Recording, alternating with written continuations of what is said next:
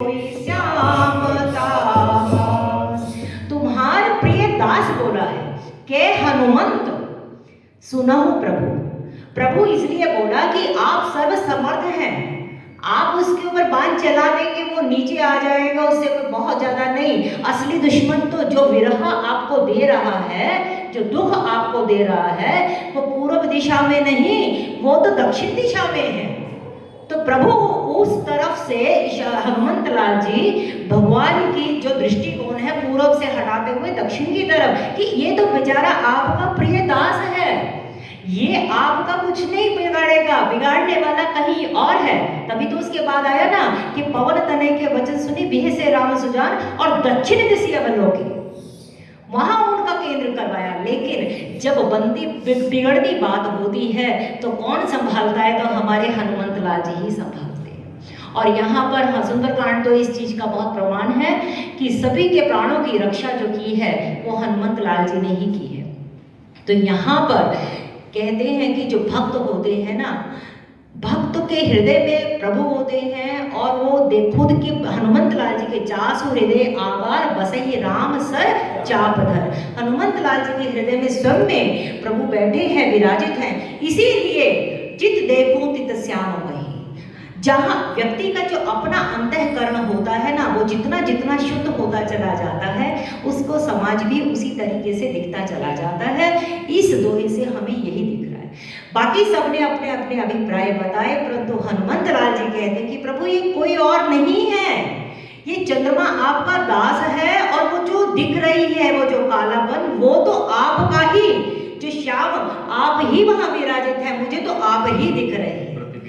जहां देखता हूं वही तू ही तू है। ये है उत्कृष्ट भक्त के लक्षण।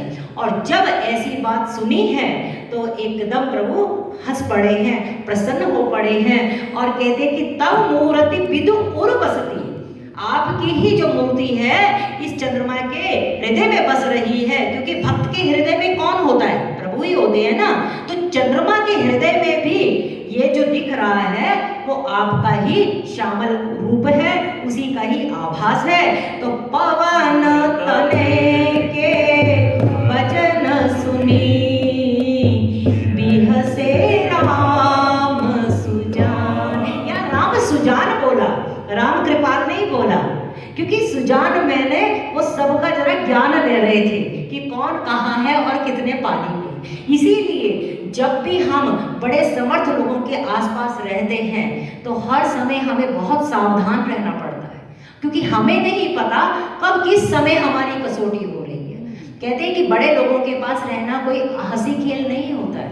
उनके जैसे कहते थे सावधानी हटी और दुर्घटना घटी। हम वहां पर बिल्कुल भी ऐसे, अगर जरा सा भी हमने असावधानी की तो चलते चलते चलते चलते जो हमारी यात्रा है, पता लगा जैसे सांप सीढ़ी का खेल होता है, चलते चलते 99 पे पहुंचते हैं और एक आया तो बिल्कुल नीचे आ गए। यही जीवन की यात्रा है। जरा सा कुछ पतन हुआ तो व्यक्ति की सारी जितनी भी होती है वो सब नीचे ही आ जाता है। इसीलिए सतत जागृत रहना वो बहुत जरूरी है। और लखन लाल जी ने जो 14 वर्ष का जो वनवास लिया सतत जागरण का, वो हम जैसे लोगों के लिए बहुत बड़ा एक उदाहरण है कि जिसको परमात्मा का अनुगामी होना है, जिसको परमात्मा के साथ चलना है, उसको सतत जागृत रहना पड़ेगा। लखन लाल जी सोए नहीं है पूरे 14 साल तक, जागृत रहे हैं और पूरा ध्यान रखा उन्होंने। इसी तरह जो परमात्मा के चरणों के पीछे चलने वाला है उसको तो बहुत बहुत ही जागृत रहना पड़ेगा। और जागृत का मतलब ये तो नहीं कि नींद हम अपनी ना लें, वो तो एक शरीर का धर्म है, लेकिन हमारा विवेक कभी ना टूटे, हम विवेकवान बने रहे, हम ये समझते रहे कि इस धरती पे क्या सही है क्या गलत है, और उसकी समझ तो बिनु सत्संग विवेक ना होई। ये सत्संग करना बहुत जरूरी है। और इसी सत्संग से, जहाँ सत्संग होता है वहां पर नित्य जाओ तुम, वहां पर नित्य जाओ तुम। हमें फुर्सत नहीं कह कर ये मौका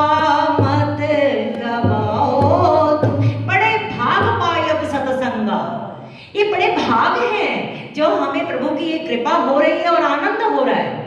कल जो बताया वर्मा जी ने कि कितना उनके भाव, और ये इस सामूहिक सत्संग की बहुत एक अच्छी उपलब्धि है कि किसी एक भक्त में भी अगर उसका लक्षण आता है, उसके दर्शन करके ही हमारे कोटि कोटि पापों का विनाश हो जाता है। इसीलिए कहते हैं कि कहीं किसी के बहाने हमारी भी बात बन जाए।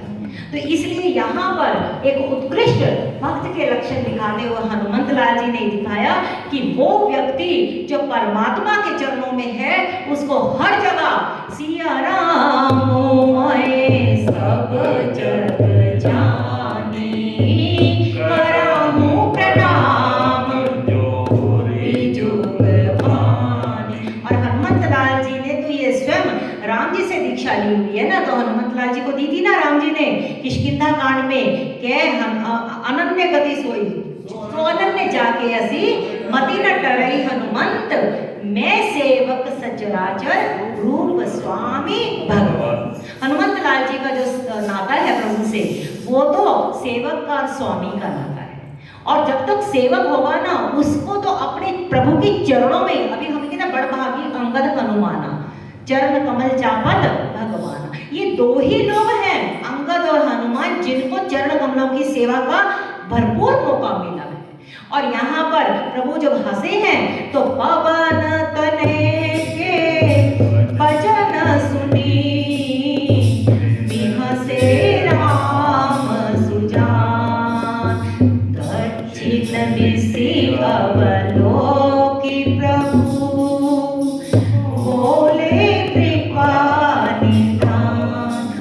यहाँ पर लगाया प्रभु भी और कृपा निधान भी। प्रभु जो है माने सर्व समर्थ, और लेकिन सर्व समर्थ होते हुए भी प्रभु यहाँ पे कृपा ही करने वाले। प्रभु की कभी कठोर कृपा होती है और कभी कोमल कृपा होती है, जो उनकी कृपा ही चल रही है हर समय।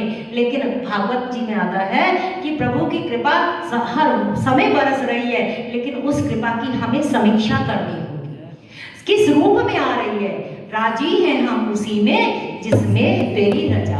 सत्संग से जब ये बुद्धि बन जाती है तो हर परिस्थिति में व्यक्ति आनंद में रहता है। देखो सुंदरकांड में हम प्रसंग देखें तो जानकी जी कितनी अशोक वाटिका में दुखी है, मृत्यु मांग रही है, अग्नि मांग रही है, कुछ नहीं मिल रहा। और रामचंद्र गुण बरने लागा और सुनते ही सीता कर दुख भागा। कितने ही दुख आ जाएं, लेकिन जब प्रभु का नाम सुनते हैं, तेरे नाम का सुमिरन करके मेरे मन में सुख भर आया, तेरी कृपा को मैंने पाया, तेरी दया को मैंने पाया। तो संग था नित मेरे, ये नैना देख न पाए। प्रभु इस समय विराजित हैं क्योंकि हरि व्यापक सर्वत्र समान, समान रूप में सर्वत्र हैं। लेकिन ये नैना जो है ना, ये नहीं देख पा रहे। कृष्ण के, अर्जुन कृष्ण के साथ ही थे ना, साथ तो थे, लेकिन कहाँ कृष्ण को देख पा रहे थे, समझ पा रहे थे। जब दिव्य चक्षु मिले अर्जुन को और फिर जो दर्शन हुए कृष्ण के, तो कृष्ण अर्जुन भी कांप उठा है और माफी मांग रहा है कि प्रभु मैंने क्या क्या नहीं बोला होगा, मुझे क्षमा करो, आप अब मेरे को वही रूप में आ जाओ। हम मांगते तो हैं प्रभु के दर्शन, आप दर्शन दो। दर्शन अगर दे दिया तो हम रह नहीं पाएंगे और ये सह भी नहीं पाएंगे। ये पात्र भी बनाना, और पात्रता जो बनती है वो सत्संग से ही बनती है। जैसे जैसे पात्र, अब देखो ऐसा है कि अगर खट्टे वाला जो होता है बर्तन, उसके अंदर अगर हम दूध डाल दें तो दूध सही नहीं रहेगा, वो फट जाएगा, वो दही बनेगा, कुछ भी बनेगा, लेकिन खराब हो जाएगा। ऐसे ही परमात्मा तो दर्शन देने के लिए तैयार बैठे हैं, लेकिन अपनी ही पात्रता अभी नहीं बनी है। जिस दिन ये पात्रता बन जाएगी, उस दिन ना कहीं से दूर है मंजिलें, ना कहीं करीब की बात है। स्वामी अखंडानंद जी का आज मैं पढ़ रही थी, उन्होंने बहुत अच्छी बात बोली कि जब तक हमारी वृत्तियां बहिर्मुखी हैं, तब तक आपको सब कुछ अनुभव होगा, लेकिन परमात्मा का अनुभव नहीं हो पाएगा। धीरे धीरे बहिर्मुखी वृत्तियों को जब भीतर अपने अंतर्मुखी होना होगा, धीरे धीरे हम अंदर जाएं, और कितना समय हम अपने अंतर की यात्रा करेंगे तो धीरे धीरे कभी कभी वो आभास होगा कि कोई है। कभी भी बाहर घूमने से कितना भी, पहले बाहर जाना ही होगा, पहले स्थूल की यात्रा होती है, धीरे धीरे धीरे धीरे सूक्ष्म की तरफ हमें जाना ही होगा।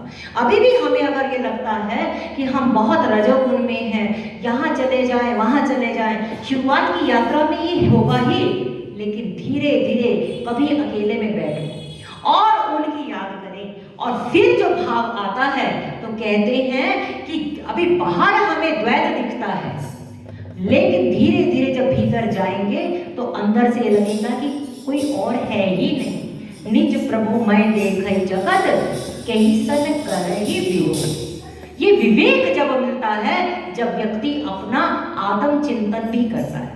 हमारी अवस्था ये है कि हम सुन लेते हैं सब कुछ। आज बड़ा अच्छा एक उदाहरण था कि एक व्यक्ति ने बोला संत को जाकर कि मैं इतना सुनता हूँ, मैं इतना सब कुछ करता हूँ, अध्ययन पूजा पाठ सब कुछ करता हूँ, लेकिन मेरे भीतर जो एक क्रांति होनी चाहिए, जो एक परिवर्तन होना चाहिए, वो नहीं हो पा रहा, मैं क्या करूँ।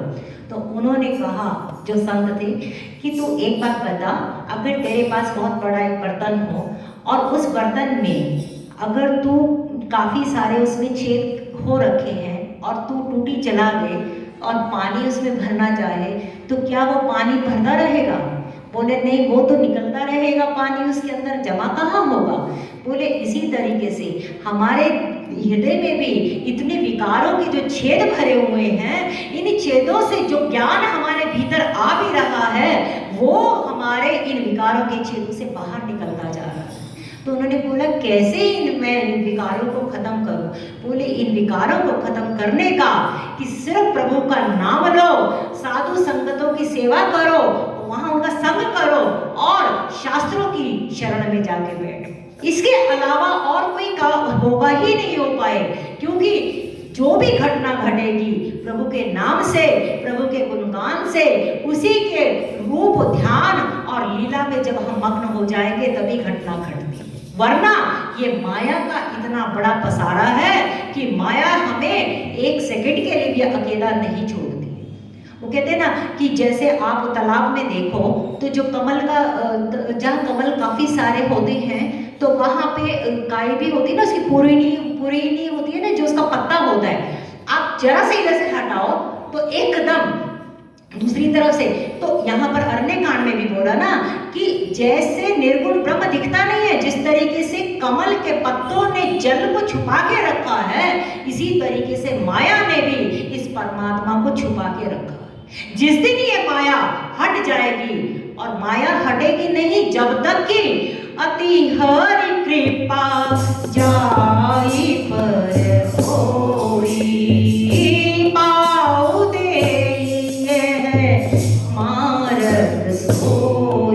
कृपा कैसे होगा? तो मानस खुद भी उसका उपाय बताती है। मन क्रम वचन छाड़ी चतुराई छोड़ दो, बस बालक बन जाए, छोटा सा बालक। कितनी निर्दोषता होती है उसमें कोई भी भेदभाव नहीं होता।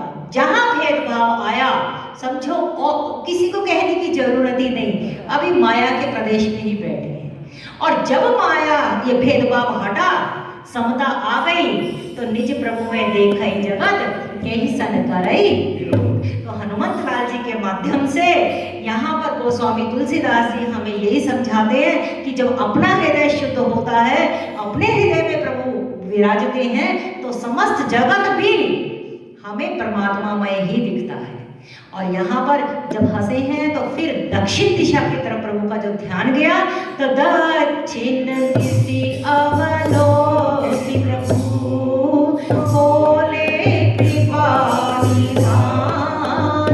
दक्षिण दिशा की तरफ जब देखने लगे तो बोले देखो विभीषण दक्षिण आसा,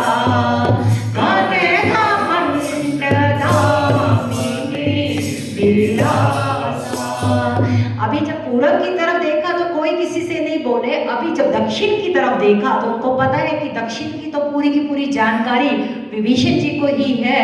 तो उनसे पूछते हैं, अरे विभीषण जी भ्राता ये बताओ ये यहाँ क्या हो रहा है? यहाँ पर इधर आशा कहते हैं दिशा को। देखो विभीषण दक्षिण आशा, आशा दिशाओं को बोलते हैं कि दक्षिण दिशा में घन घमंड दामिनी विलासा। घन मैंने बादल और घन कहते हैं जत्थे को भी। तो यहाँ पर ये घन घमंड, घन के साथ घमंड क्यों लगाया? आपने देखा होगा कि उमड़ते उमड़ते जो बादल होते हैं जब थोड़े से भर जाते हैं तो वो भी खूब गरजते हैं। यहाँ पर भी गोस्वामी जी यही दिखाना चाह रहे हैं कि रावण की जो है वो इस समय उसको सब कुछ प्राप्त है और अब वो घमंड में बैठा है, घमंड से भरा हुआ है। और यही किष्किंधा कांड में भी पंक्ति आती है, घन घमंड नभ गरजत घोरा प्रियाहीन डर भगवान मोरा। तो घन घमंड का वर्णन देकर यहाँ पर वो दिखाना कि कितना बड़ा यहाँ पर ये बादलों का समूह दिख रहा है। ये कौन है? बड़े अनजान से प्रभु। अब इससे ये देखा जाएगा त्रिकूट है ना, लंका तो त्रिकूट पे 3 पर्वतों पे 3 शिखर पे है। तो एक शिखर तो सुबेल है जिसके ऊपर प्रभु विराजित है, एक सुंदर शिखर है और जिसपे बैठा है ये रावण वो नील नाम का शिखर है। और उस शिखर और ये समान रूप में ही है, ऐसा नहीं है कि रावण का ऊपर है और प्रभु का नीचे है, समांतर है। प्रभु उनको देख रहे हैं और वो रावण भी उनको देख रहा है, क्योंकि ये बाद में आएगा कि उसने अपने दूतों को बोला कि पूरी दृष्टि रखो और वहीं से ही दृष्टि रखते थे दूत की वहां पर क्या चल रहा है।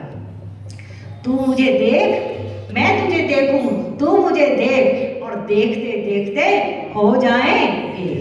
ये सब अंदर की लीला चल रही है, लेकिन हम जैसे लोगों के लिए समझाने के लिए कि अगर हम घमंड में भरे होंगे तो कहीं ना कहीं, मैंने बोला ना कि या तो बहुत मूढ़ होता है व्यक्ति और या फिर बहुत ज्ञानी होता है, दोनों पे प्रभु की कृपा चल रही होती है। उस पे ज्ञानी पे भी प्रभु अपने आप ही उसके पास आएंगे और मूढ़ के लिए भी करुणा करके अपने आप आएंगे। यहाँ कृपा ही कृपा चल रही है। रावण ने भी तो कौन सा न्योता तो नहीं दिया ना, तो भगवान राम स्वयं ही आए।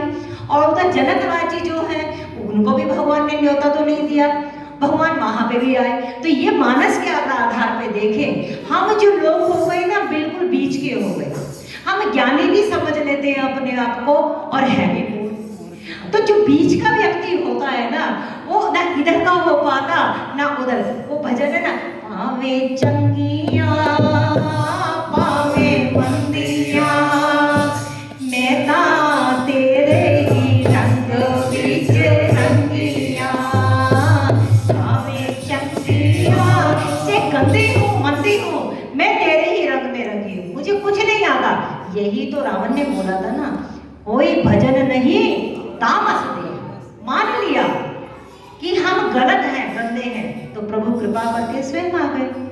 ऐसे ही वहां पर तुम्हें ये जनक राज जी के वहां पर भी वो तो ज्ञान की नगरी है, वहां पर भी प्रभु कृपा करके स्वयं ही आ गए। इसीलिए एक जगह कहीं टिक जाएंगे तो करुणा अपने आप ही आ जाएगी। और यहाँ पर जब भगवान राम ने पूछा विभीषण से, तो विभीषण के मधुर मधुर कर जई घने घोरा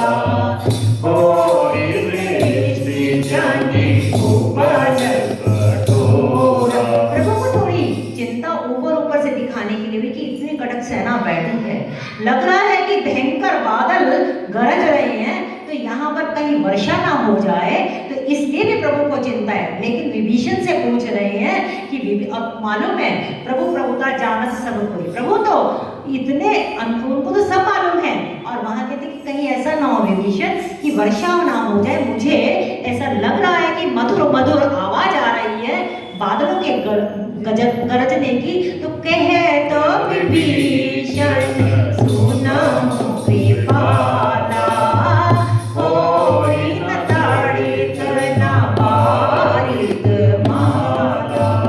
कृपाला, हर जगह कृपा कृपा ही बरस रही है यहाँ पर कि हे कृपालु, ये ना तो बिजली है और ना ही यहाँ पर घनघोर बादल हैं।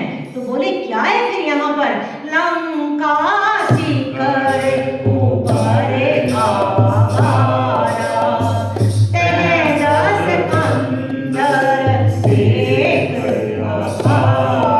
लंका की चोटी पे रावण का महल है और वो महल से बैठकर अपने अखाड़े का आनंद ले रहा है। तो बोले इतना आनंद ले रहा है कि उसको लगता नहीं कि शत्रु सिर पे आ गया।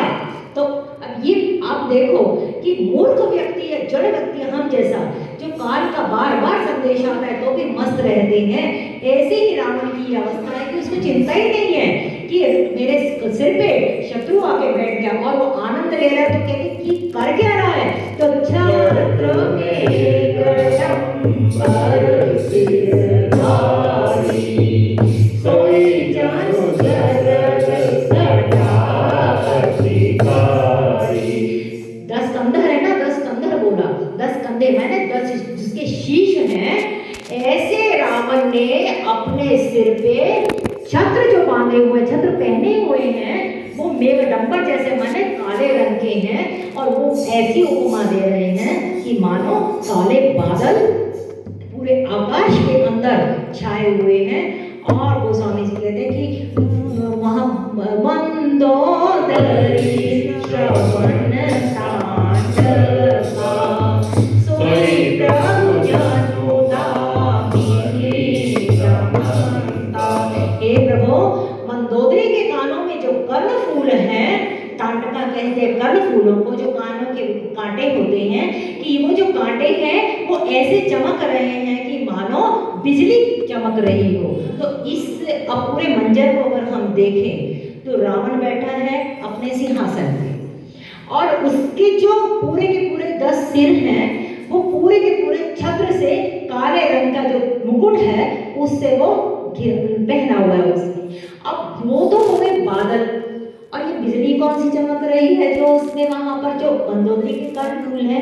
तो ऐसा संतों का मानना है कि रावण ने अपनी गोदी में मंदोदरी को बिठा रखा है और जो वो तो पूरे बादल उसके छत्र के रूप में उपमा दिखाई और जो चमक रही है वो वहीं पर, क्योंकि वो बादलों में से बिजली चमकती है, तो वो जो मंदोदरी बैठी है वहां पर उसके कर्ण फूल वो बिजली की तरह उसको आभास देते हैं, जिसको कहते हैं ब्रह्मोक्ति अलंकार।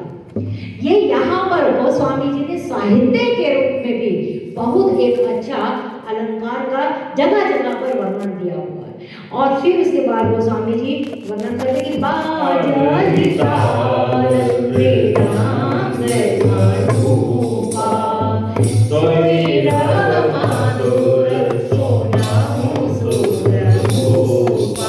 उन्होंने कहा प्रभु ये कोई भी बादल नहीं है, कोई भी वर्षा आने वाली नहीं है, ये सिर्फ और सिर्फ रावण अपने वहां बैठा है और ये जो आवाज आ रही है गर्जने की बादलों की, ये जो वहां मृदंग बज रहे हैं, वहां जो ढोल बज रहा है और उसमें से जो अनुपम ताल आ रही है, इसका ही ये जो मधुर गर्जन है ये वही ध्वनि है। और प्रभु मुस्कान सामुझे अभिमाना, चाको चढ़ाई पान संधाना। और जब प्रभु ने सुना कि अरे इसको इतना अभिमान, इसको अभी तक लगता ही नहीं है कि हम यहाँ पर पहुंच चुके हैं, तो इसको तो अब थोड़ा सा तो एक बार तो समझाना पड़ेगा। और वो इसलिए भी क्योंकि कृपा निधान है, प्रभु बार बार जीव को सचेत करते हैं कि वो कभी भी मान जाए और मेरी शरण में आ जाए। रावण के द्वार पे बैठे हैं प्रभु और रावण अभी भी सचेत नहीं हो पा रहा है, अभिमान में, अपने महारस में, अपने आनंद में। यही सब हम जैसे जीवों की भी अवस्था है। बुढ़ापा आने को आ जाता है तो भी हम लोग अपने उस अभिमान में, अपने आनंद आमोद प्रमोद में और अपनी ममता में, मोह में फंसे हुए हैं।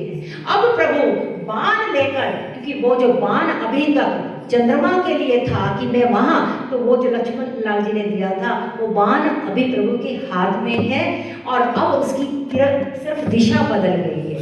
अब वो दिशा दक्षिण दिशा की तरफ प्रभु कहते हैं कि थोड़ा सा एक बाण के द्वारा ही मैं उसको सचेत कर दूं, क्योंकि प्रभु के प्रत्येक आयुध भी जो है, अस्त्र शस्त्र भी हैं, वो भी दिव्य ही होते हैं। अब वो उनको सचेत करने के लिए गोस्वामी जी कहते हैं कि प्रभु उस बाण को उस तरफ संधान किया है कि छत्र मुकुट ताटक तब हटे एक ही बाण सबके देखत मही परे मरम न को जान।